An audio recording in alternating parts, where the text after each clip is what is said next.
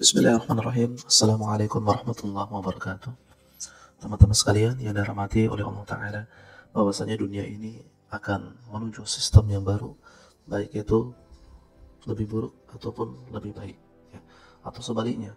Dan salah satu sistem yang kita waspadai itu adalah bagaimana masuknya LGBTQ ke dalam sistem manusia, kemudian mengontrol kehidupan dan gerak kehidupan manusia, baik itu dalam tataran sosial, tataran politik, tataran ekonomi, bahkan tataran agama sekalipun. Ya, kita tidak bisa memungkiri bahwasanya fakta ini cukup luas terjadi di tengah masyarakat, kemudian mempengaruhi sekian banyak sendi kehidupan masyarakat, bukan hanya di Indonesia ataupun di Asia, tetapi di Eropa dan bahkan di Timur Tengah. Hal seperti ini bermunculan sebagaimana munculan penyakit-penyakit, virus-virus pada musim-musim tertentu. Sebelum kita masuk ke pembahasan LGBTQ yang diprediksi oleh para ulama, ya, atau sebagian para ulama memprediksi tentang sistem yang akan merusak agama dan sendi masyarakat ke depan, kita harus melihat fakta sejarah, ya, bahwasanya ada sebuah sistem yang sudah dihapuskan ataupun yang belum bisa dihapuskan, yang itu berawal mula sebagaimana isyarat dalam Al-Quran, ya, dalam banyak tempat dalam Al-Quran, karena banyak faktor, ya. Ada sistem namanya sistem perbudakan, ada sistem namanya sistem khianah, sariqah, yaitu korupsi, ada sistem perbudakan dan sistem-sistem yang lain yang bahkan sebagian masih ada saat ini, ya. Kalau kita lihat teman-teman sekalian dirahmati oleh Allah Ta'ala, sistem perbudakan, kemudian sistem perzinahan, dan sistem maksiat lain yang telah ada sejak puluhan atau bahkan sekian ribu tahun, banyak digawangi atau dimotori oleh beberapa faktor yang sangat-sangat penting. Di dalam Al-Quran sendiri, kita akan kembali ke Al-Quran sebagaimana dikatakan oleh para ulama, jika banyak masalah terjadi, baik itu masalah yang sangat sulit, yang bahkan mungkin solusinya tidak didapatkan oleh orang-orang ahli, maka kembalilah kepada Al-Quran. Maka kembalilah kepada Al-Quran, yang Al-Quran itu adalah bukan buku sejarah, tetapi mengajarkan pelajaran penting daripada pengambilan ilmu dalam sejarah. Kita tidak merujuk kepada sejarah bangsa-bangsa yang mereka pertama kali melegalkan, kemudian membuat sistem perzinahan, sistem perbudakan, kemudian sistem korupsi, pencurian, dan seterusnya.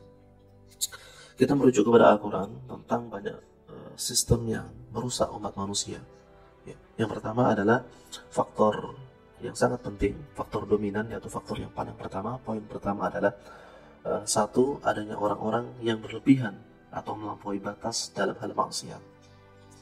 Teman-teman sekalian dirahmati oleh Allah Ta'ala, ketika Al-Quran mengatakan bahwa innakum qaumun mu'tadun, kalian adalah kaum yang sangat melampaui batas, adalah bagaimana Allah Ta'ala memberikan peringatan yang sangat keras kepada orang-orang yang senantiasa tidak puas dalam maksiat, atau bahkan ketika melakukan maksiat, ya, mereka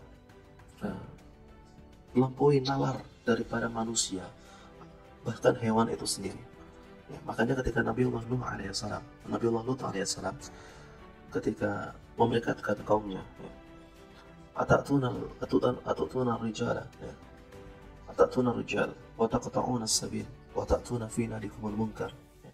Kalian mendatangi laki-laki padahal kan laki-laki itu, wa taqta'una as-sabil, ya, dan melakukan perbuatan yaitu menjamret, kemudian merampas hak orang lain di jalan, ya, membegal orang di jalan, merampas hartanya, mengambil nyawa, merampas manusia merdeka, ya, yang itu di luar batas nalar manusia. Yang manusia memiliki pola pikir yang lurus, yang baik, dia tidak akan melakukan perbuatan seperti itu. Bagaimana mungkin orang yang asalnya merdeka, yang dipaksa untuk apa? Dipaksa untuk menjadi budak, apalagi budak dalam tanda kurung budak seks gitu, ya. Dan inilah teman-teman sekalian dirahmati Allah Ta'ala, begitupun ketika orang sistem perzinahan itu ada, ya, berasal dari orang-orang yang mereka maksiat, kemudian pasangan dianggap tidak mampu untuk memuaskan hasrat seksual, kemudian mereka mencari hal lain di luar pasangannya, kemudian terus sehingga bervariasilah maksiat yang mereka lakukan, yang mana ya, statistik mengatakan bahwasanya melampaui batas dalam hal maksiat itu berarti adalah seseorang memiliki nalar pola pikir ya, yang ia melampaui batas-batas syaitan itu sendiri. Al-Imam Ibnu Juzari mengatakan mengatakan orang yang melampaui batas dalam maksiat adalah orang yang melampaui batas dalam batas kemampuan syaitan itu sendiri. Teman-teman sekalian mati Allah Ta'ala, silakan teman-teman tidak sepakat. Tapi kalau kita buka beberapa kitab para ulama ya, dalam tafsir mereka yang mu'tabar ataupun yang mu'tamad, para jin, para syaitan itu tidak ada yang LGBTQ, tidak ada yang menyukai sesama jenis mereka. Mereka mungkin menggoda untuk kepada manusia untuk melakukan perbuatan hal seperti itu, tapi perilaku mereka untuk melakukan seperti itu ya, syaitan atau jin menyukai sesama jenis. Sebaliknya ya, mereka mengganti kelaminnya dan seterusnya ya, ganti kelamin jadi belalai gajah dan seterusnya. Hal itu tidak mungkin bagi mereka. Artinya tidak ada tafsir ataupun qaul ulama, maqalah ulama yang mengisyaratkan seperti itu. Saking nalar syaitan itu maksiat mereka, dalam pola pikir mereka terbatas, sehingga kata Ibnu Jauzi, ketika manusia itu bermaksiat melampaui batas, mereka melebihi sekat-sekat nalar syaitan para jin. Dan ini sangat luar biasa ya teman-teman, sangat luar biasa. Kalau manusia itu melampaui jin, maka mereka jin itu ya, para syaitan, para iblis itu sudah angkat tangan dan membiarkan manusia ini merusak bumi, merusak sistem yang ada dengan sistem yang baru.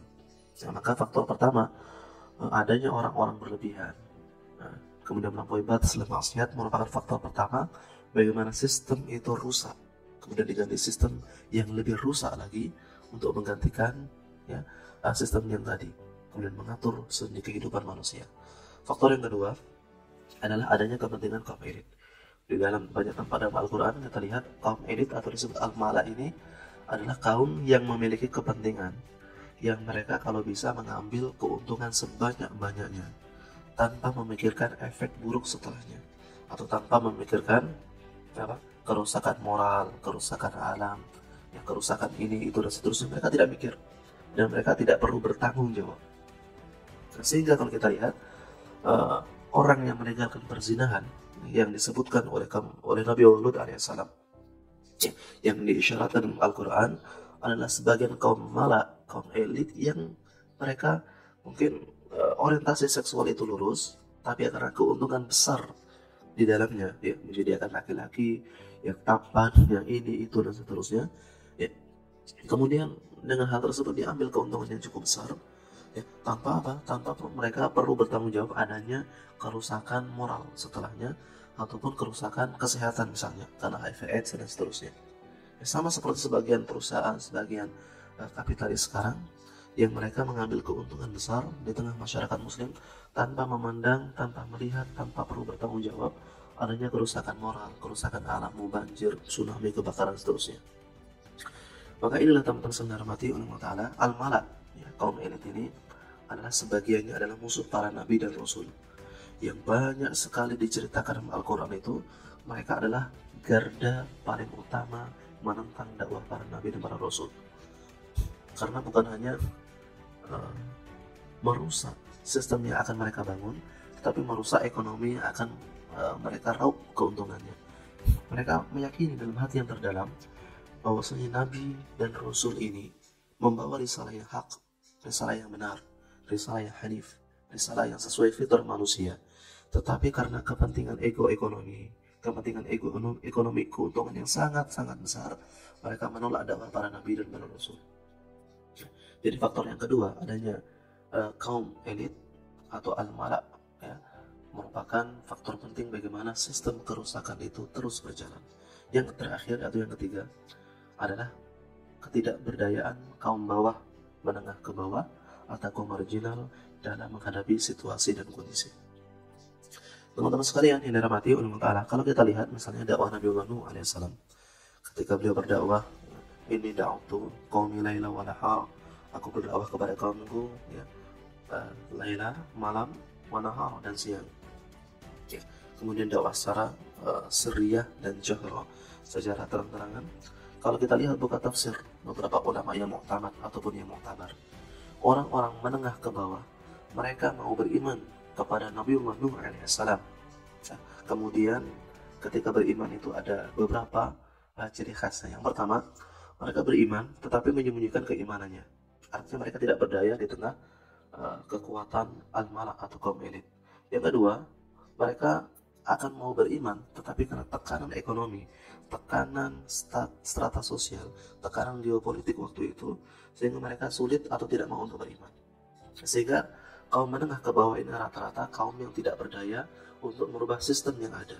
Tetapi sebaliknya sebagian mereka bahkan menjadi pendukung sistem rusak ini. Pilihannya hanya dua, yang mereka menentang sistem tetapi tetap tidak berdaya, atau melawan sistem atau menjadi pendukung sistem ya. Kemudian menjadi pendukung sistem, melestarikan sistem rusak itu dengan apa? Dengan rusaknya tatanan masyarakat mereka. Maka kalau kita lihat banyak dalam sejarah disebutkan, bahkan para ulama Ibnu Katsir dalam Qasasul Anbiya itu mengatakan bahwasanya orang-orang menengah ke bawah yang tidak berdaya kemudian melestarikan sistem yang ada, disadari ataupun tidak. Ya kan? Misal mereka terlihat ekonomi, mereka memiliki anak perempuan, anak laki-laki, mereka jual sebagai budak, atau mereka jual titipan di rumah-rumah perzinahan, rumah-rumah maksiat, sehingga tanpa sadar mereka melestarikan sistem yang ada, dan itu terjadi pada zaman sekarang. Maka teman-teman sekalian dirahmati oleh Allah Ta'ala, 3 faktor tadi yang itu sangat-sangat sederhana ya, dan itu fakta sejarah yang terjadi masa lalu, sedikit, pelan, atau cepat akan kita lalui dan bahkan sedang kita lalui saat ini. Maka teman-teman sekalian dirahmati Allah Ta'ala, fakta sejarah tadi bagaimana sistem itu mengatur jalannya sejarah yang bahkan merusak sekian banyak generasi manusia, yang Allah Ta'ala dengan segala hikmahnya perlu menurunkan sekian nabi untuk merubah sistem rusak tadi karena 3 faktor tadi. Maka teman-teman sekalian dirahmati Allah Ta'ala, di sesi berikutnya kita akan membahas bagaimana realitas yang terjadi pada zaman modern dan bagaimana ya, umat Islam itu mengalami kekalahan yang begitu sangat-sangat telak pada zaman ini. Demikian, semoga kita mampu membuka akal pikiran kita, membuka lebih dalam, lebih luas mata dan telinga kita, begitupun hati kita, sehingga kita tidak menganggap remeh ataupun tidak bersiap-siap terhadap sistem yang akan kembali mengatur dunia yang sistem ini sangat-sangat rusak. Assalamualaikum warahmatullahi wabarakatuh.